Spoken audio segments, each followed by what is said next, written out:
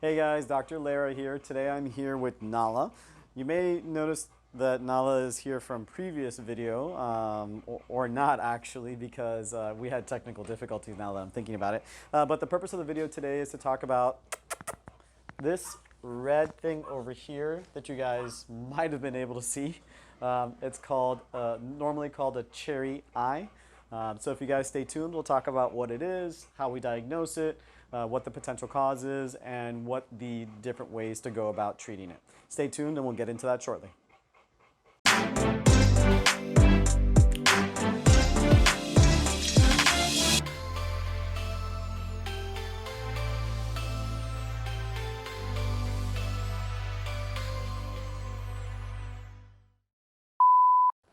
Hey guys, all right, so cherry eye.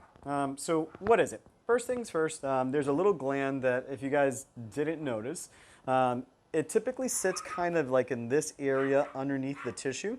And what happens is that gland is there to produce lubrication and nutrients for the cornea.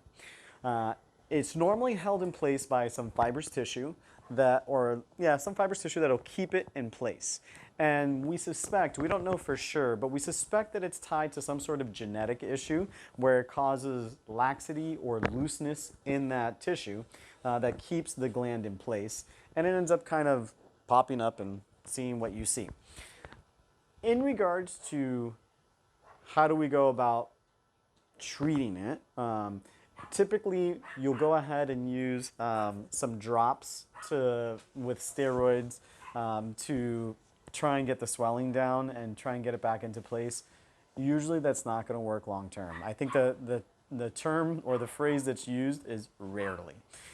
So what ends up having to happen is we will usually have to do surgery to go ahead and tuck that away. And so usually what ends up happening is the technique that I've seen that works, and you're going to want somebody who knows what they're doing.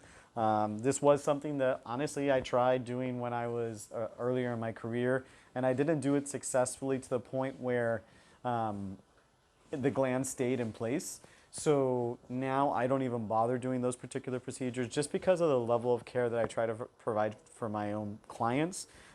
If it was my pet, it's just a procedure where if you don't know what you're doing, it ends up being frustrating for the client, it ends up being frustrating for the patient, it ends up being frustrating for the doctor as well, just because you don't want to see those things coming back. Even though it's not the end of the world, you still have to put the patient back under anesthesia again, and that's unfortunate, especially if that's what we're trying to avoid anyways. So they'll go ahead, they'll make a cut into the tissue, they'll make a little envelope, they'll tuck the gland in there, and then they'll stitch it closed. And then some people will actually put another stitch through that envelope of tissue and anchor it lower beneath. People who really know what they're doing, I want to say there's probably like a 90 to 95% chance of them getting it done and over with the first time around. You notice I said 90 to 95%, so that still means that there's about 5 to 10% of the time at least that even with people who know what they're doing, it can still come back. In regards to what used to be done in the past, some people would just cut out that gland. That is not recommended, because what will end up happening is you will remove that tissue that is meant to provide lubrication and for nutrients for the cornea, and it ends up being a major problem. You don't just go ahead and put artificial tears in the eyes to go ahead and replace that. There are other things that gland produces that help to maintain the health of the cornea. In regards to the patients that we see it in, there are a number of different breeds that it can be seen in. It can be seen in Newfies, it can be seen in Mastiffs, it can be seen in Lhasa Apsos, it can be seen in Bulldogs. There are a number of different breeds. In terms of ages, we can see it in dogs as young as 9 months old or as old as 15 years old. The majority of the time we are seeing it in patients less than 2 years of age. Typically, I think it's like 64 or 65% of the time we will see it in patients that are, we'll see it just in one eye. If they are going to develop it in the other eye, normally what we've seen is that it will develop in about 3 months after it happens with the first eye. I think about 41% of the time the patients will go ahead and develop it in both eyes. And in regards to if there is a predilection for males or females, there is no predilection for this.